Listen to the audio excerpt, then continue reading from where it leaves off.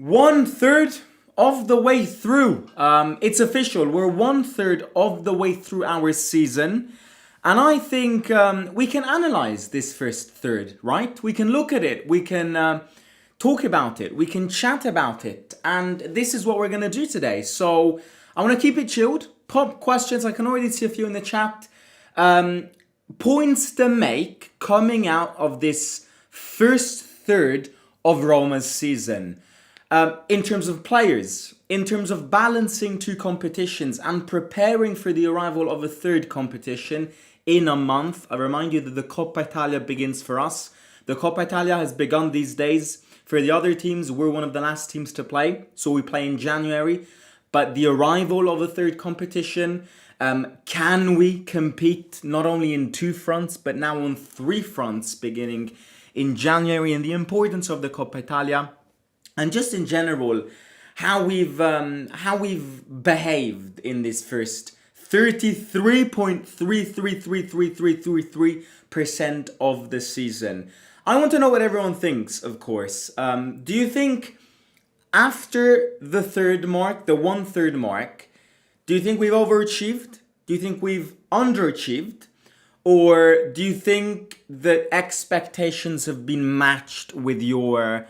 the reality has matched your expectations going into the season? First of all, I think... Why did I do this video? Because I think that the 1/3 mark is significant. It's not as significant as the 50% mark, but it's still very significant because we're no longer in the early days of the league. We're approaching the 50%. So I think a lot of things come out of our team. Of course, I'm not going to repeat the differences that we have with the biggest teams and how we need to kind of comb those differences in the transfer session in January. But I think to answer that question, I definitely think, in my opinion, we've overachieved because I wasn't expecting us to start this strong. I repeated this a few times, but I thought that it needed us more time to stick with this manager, to get along this manager, to learn this manager and understand him. And at the beginning of the season, I was not convinced that his intensity and the way he operates would have immediately brought fruits at this football club. So I definitely think we've overachieved because we are where we are with a limited team. And that's that. But the first thing that I think we can say positively is that approaching the 50% mark of the season, so approaching the new year, I think if you look at the league table, we are starting to see a first crater being built. What I mean by this is that August, September, October, November have kind of set out and divided the league table in two parts and maybe in three different parts. Because from the first position to the 7th position, everyone, there are 5 points separating 7 different teams. And there are 1 point separating the first 5 teams. But then from 7th to 8th, you have a 5-point gap as well. So I think up to now, the league table says that the first crater has been opened, and the first crater sees Milan, Napoli, Inter, Roma, Como, Bologna, and Juventus on one side of the crater, and Lazio, Udinese, Sassuolo, Cremonese, Atalanta, Torino on the other. And then, of course, there's the relegation battle with the negative surprise, which is Fiorentina, which we have a question in the chat. I'm going to go through that one in a second. So that's definitely the first significant thing to say. It was important to land in the first part of the crater, approaching the new year, and it's hopefully, fingers crossed, that will be the case. But as of the 3rd of December, it is. I think also it's fair to point out that not all of our players have performed well. And I think there have been two main absences that Gasperini is massively suffering from and that the team is massively suffering from. Generally speaking, I think the majority of the players that we bought in January haven't really done much. They really haven't. The only two players which are performing from the transfer session and from the transfer market this summer are Wesley and now Elanawi a bit more, but it took Elanawi a bit of time to adapt. Other than that, the transfer session was a failure because Ferguson and Bailey are not good enough up to now, or at least they haven't proven to be good enough. And this is where the two absences, I think, come in. Because the two absences that I think the team is massively suffering from this season are Bailey and, again, I said this in the last video, I put Dybala as one of the main absences this season. Because, I've said it many times, Dybala is at that stage of his career where you need to know where to utilize him. You can't pop him in 90 minutes. No. You need to learn how to properly use him. And this is maybe something that I think the manager still hasn't figured out. Because I think at times he overplays, which then leads to him underplaying because he gets injured. You need to learn, also by speaking to him, the perfect time to sub him in or the perfect time to start him but then sub him off. But I think generally speaking, the two main absences that we've suffered from this season are Bailey, because we, as I said in the last video, we have nobody with tempo, and he technically is the only one who does it, but he hasn't performed, he's always been injured. And the other one is Paulo. Not that it surprises me the amount of injuries that he has, but of course, being Paulo, you need more and you expect more. And these are the two players that I think when Gasperini refers to, when he speaks in the press conferences or in the post-match interviews and says that there are a few things that still need to be fixed, I think one of the things that has to be fixed is understanding how to recover these absences and get them back going. Because I think up to now, they haven't really played an incredible season, none of the two. There are more players, like Ferguson as well, but Bailey and Dybala, in my opinion, are the biggest characteristics, are the biggest characters that are missing, because they have characteristics that other players don't have. Ferguson, okay, yes, we can all say that we wanted and need more goals from Ferguson, but it's also fair to say that it was a very big gamble from the beginning, because we bought somebody who came from a broken ACL and somebody who basically scored 0 goals last season and switched between two teams. So we knew what we were going for with Ferguson. With Bailey, I think it was a bit more studied, and up to now it's not proving to go well. But that's my two absences. Speaking about how we're balancing the Serie A and the Europa League, I think it's pretty standard. Roma at the beginning of each European path normally never overperforms. I think whenever we start to peak in Europe is when the knockout stages come by. And again, I am the first one to say that I think it's clear that this season the Serie A is the priority. I don't really think it takes an expert to say this. You can see it from the way we play in the league and from the way we play in Europe and the results that we've achieved in the league and in Europe. But it is also fair to say that we're never a team which starts well in Europe. Never. We always have to go through a lot in the first rounds of European competitions, and then we peak in Europe around spring when the knockout stages come by. Last season we were very unlucky with that Bilbao incident with Homos, of course, because otherwise I don't think we would have lost that game. But yeah, look, we're balancing competitions well. We're not massively rotating players, which proves to you that this manager doesn't like rotating much. But the priority up to now, also the reason why the priority is the league up to now for me is because with the new format of European competitions, yes, it's important to get in the top 8, and I think it's very important that we do, but it's not the end of the world if you don't. Like, in my opinion, the quality in this Europa League is not that high. And I think Gasperini knows this as well. So he's going, okay, of course, if we get in the top 8, it's good, it's better. We're avoiding 2 games, we're playing the away games of each of the knockout stages at home, which is an advantage and everything. But it's not dramatic.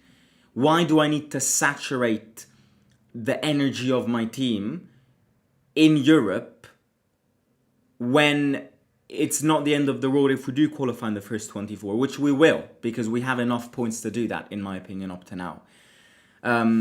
So yeah, I think there is a variety of different reasons. Coppa Italia comes in January. Do I think we have the team to fight on 3 fronts? Absolutely not, if we don't add in January. I think we have to, but we will see the first difficulties arise whenever the Europa League comes in very hard and the league also comes very hard. The example is the last game. I don't think we would have pulled such a performance if we hadn't have played the Midtjylland game 2 days prior. And that's a good point to make.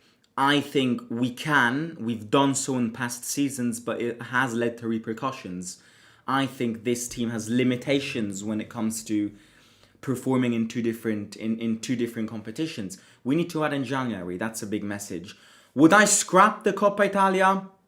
Well, out of the league, the Europa League and the Coppa Italia, if I need to throw one away, of course I pick the Coppa Italia to get completely ignored. But at the same time, I want to win that 10th Coppa Italia. I want the little coccarda on our jersey next season. And it's always a competition that can save your season, but the format isn't good. We always say that we want to go well in it, and then we always get eliminated. Our path says Torino in the first round. Then we face the winner of Inter and Venezia, which are playing tonight, which is going to be Inter. And that's where we always get eliminated, because I don't know why, but for the last 5 years, we've always faced a team from Milan. We've always, in the round of 16, in the quarterfinals, in the last 5 years of the Coppa Italia, we've always been to San Siro, and we always got eliminated. Last season, it was Milan. 2 years ago, it was Milan, I think. 3 years ago, it was Inter. 2 years ago, it was Lazio. I remember that game. But we always get eliminated in the quarterfinals. I would love to go to the semifinals, but we have to beat Inter in a 1-game tie at San Siro in order to do that. And then we could potentially face Napoli in a home and away semifinal, which would rock. But yeah, look, if I need to throw a competition away, of course I throw the Coppa Italia away. It's not even a question. But it can always be treated as the competition that can save your season. So always be careful when it comes to throwing competitions away, because then you can end up the season with nothing in your hands, when maybe with the power of hindsight you could have looked at this season and gone, like Bologna did last year, maybe we could have done a bit better in the Coppa Italia and we could have brought it home. But that is, as long as we don't play Cremonese in the Coppa Italia, we're chilling. Now, just to get you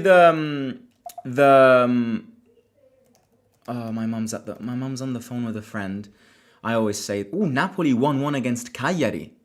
Napoli 1-1 against Cagliari. It's the 70th minute. Napoli is on our side of the competition. So I do think they'll go through. But it's 1-1 between them at time of speaking. We face Torino, then the winner of Inter and Venezia if we go through. And then if we do go through, which I highly doubt it, because we always lose at San Siro, we face the winner of Fiorentina, who play Como, and Napoli, who play Cagliari. And on the other side, you have Lazio, Milan, which play tomorrow, Juventus, Bologna, Atalanta. All those teams are on the other side, and you can face them in a final, which is at the Olimpico, remember. But yeah, Coppa Italia will start in a month. I think we play the 20th of January. Yeah, I think we do, against Torino. Inter play tonight, Bologna play tomorrow, Lazio play tomorrow. No, we play the 13th of January, Tuesday 13th of January at home. But again, I always say this every year. The Coppa Italia is the layout is absolutely terrible. It's terrible. Like it's terrible because little and minor teams don't have the possibility to play at home because what decides if you play at home and away is the positioning compared to the other team of last season. So if we qualify, we play Torino because we got ahead of Torino in the league last season. Okay, Venezia have to play at San Siro, and they will never win. Not that I'm saying that if they play at home they win, but the chances increase because last season they got lower than Inter. If we qualify and Inter qualify, we play at San Siro because Inter got above us. You get the point. It's like,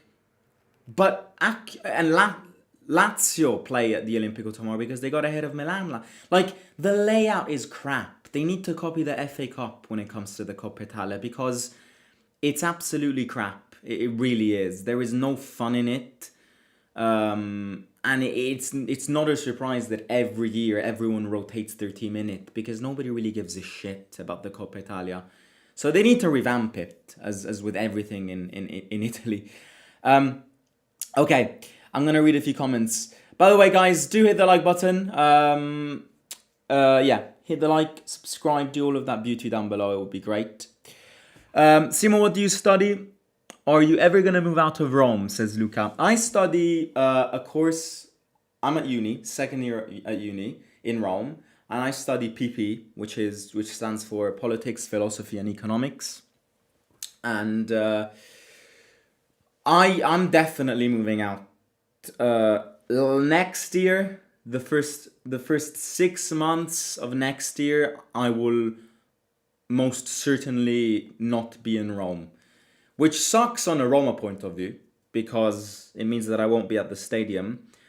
But truth is that I need something new. Like, I need a new experience. Of course, the channel won't stop, but I need something new. You know, you get tired of your own city. Rome is the best city on planet Earth. But when it comes to living in it, and you've been living in the same city for the past 20 years, then it becomes tiring. And Rome is unbelievable, but on a living point of view, it's a complicated city. It's not easy. So I definitely need something new in a new country, and I will do my Erasmus next year away.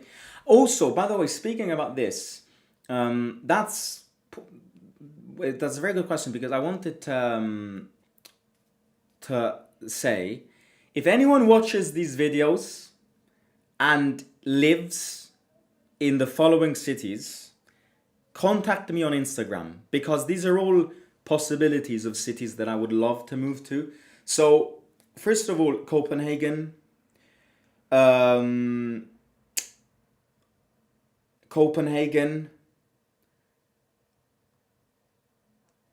In the Netherlands, like Maastricht. Outside of Europe, I have a few considerations. Vancouver in Canada. I was even considering Wellington in New Zealand, but then I'm a bit like, it is on the other side of the world, so it does need to get thought on a bit more. But yeah, if anyone is from like Copenhagen, Oslo, Vancouver, what did I say? Maastricht, or in general in the Netherlands, write me a message on Instagram because I might have a few questions. But yeah. Thoughts on Fiorentina? Can they go down? Fiorentina need to be careful, guys. Fiorentina need to be very careful. Oh, keep on banging on the. This tree won't make it till January. Fiorentina need to be careful because these seasons happen once in a while, and we know it because we went through a very similar start to last season. We were better than them. We were better than Fiorentina because we won some games. Fiorentina, I watched some of their games. Fiorentina look completely depleted. Like the team mentally looks completely depleted. They don't believe in what they do. They changed manager, but I am not seeing improvements. They look absolutely terrified of this situation. They even, went in front of the fans, the ultras. Dzeko went in front of with the megaphone.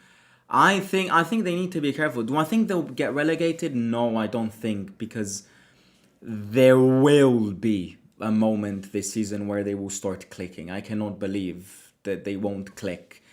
So I do think that they'll save themselves, but they need to be careful because the teams that they're fighting against, some way or another, grind points, something that Fiorentina isn't doing. Like Pisa, for instance, played a very good half against Inter, which again they lost. But I saw a team that will give it its best. Parma. I look at that game against Milan. They need to be careful. They need to be careful because it doesn't take much time for you to look at, for them to look at the Serie B as something that will never happen and then actually get sucked by it. Because they have 0 wins it's December. They've got 0 wins and their team deserves at least a Conference League spot. So they need to be careful. We know what it feels, but I think Fiorentina's situation is worse than us because they just are not clicking. You cannot pay them to win a game. It feels like they do it on purpose. Also, are you liking Stranger Things 5? Oh, guys, I haven't started Stranger Things 5.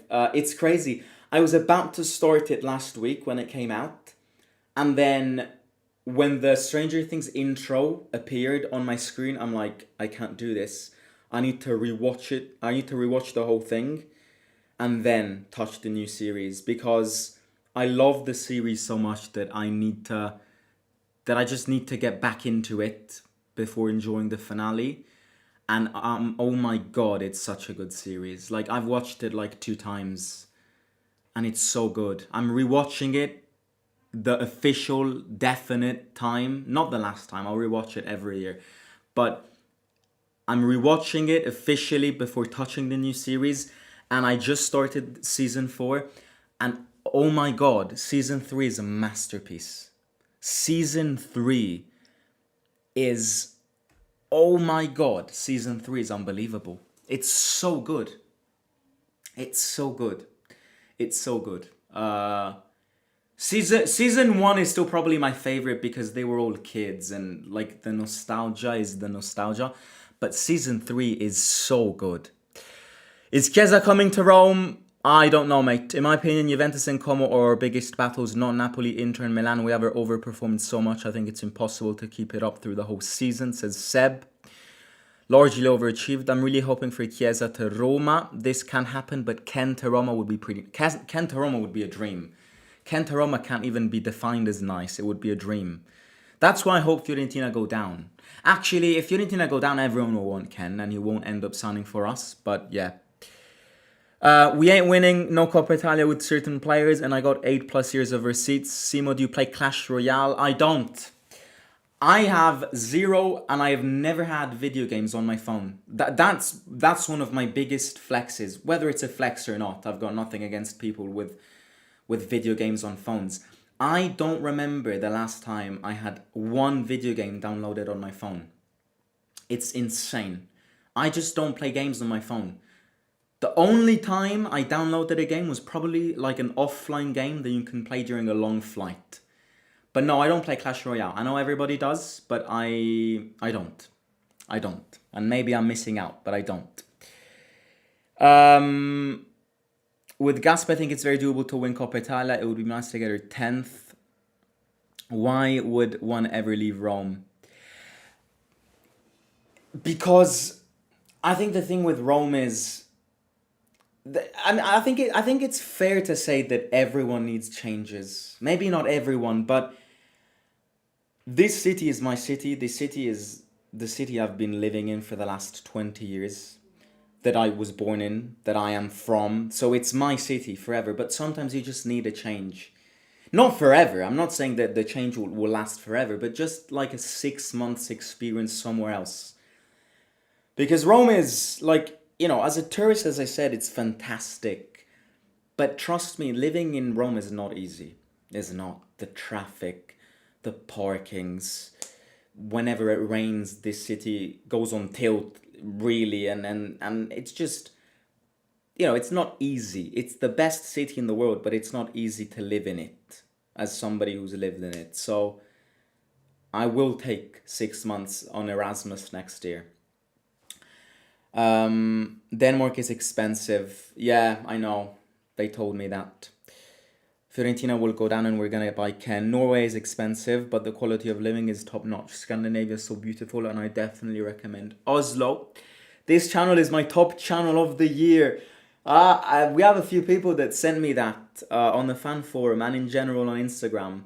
Glad that I am a daily part of everyone's life, guys. I love this community. So we support each other on a daily basis. Can you believe that? My number one, my top 3 singers on my Spotify wrap up were Central C, Sfera e Basta, and Bad Bunny. That's it. Season 3 is my favorite season, says Vincent. Why don't you try playing Clash Royale? I'm not interested in it. I'm not a fan of video games apart from FIFA. And I want to start streaming FIFA properly in 2026. So I want to buy a monitor, and I will ask for a monitor for Christmas, and then buy the new FIFA and start streaming and do a Roma career mode, because everyone, my friends, everyone on Instagram says you need to start streaming FIFA Roma career mode. And I'm like, I tried it once and it was all laggy because I didn't have a proper monitor. I'm like, let's do it properly and let's start it in January or in 2026, whenever. But yeah, I'm just not a massive fan of video games, on phones especially. I think phones are built for different things, not to play games. But we all went through games. Like, we all went through Subway Surfers. We all went through that. It's not like I never did. I'm part of the cult as well. I'm just past it. What else? Some good phone games. Subway Surfers. Geometry Dash. The songs on Geometry Dash, guys. Those songs are unreal. And then what else? There were other games that we used to play on phones. Like Jet Ski Madness? No. Pooh? Do you remember Pooh? Treating your little shit? Okay, right, I'm gonna end it here. I'm hungry as fuck, I wanna go eat. Hit the like, subscribe. Thursday tomorrow, match preview for Cagliari on Friday. And I'll talk to you soon. See you out.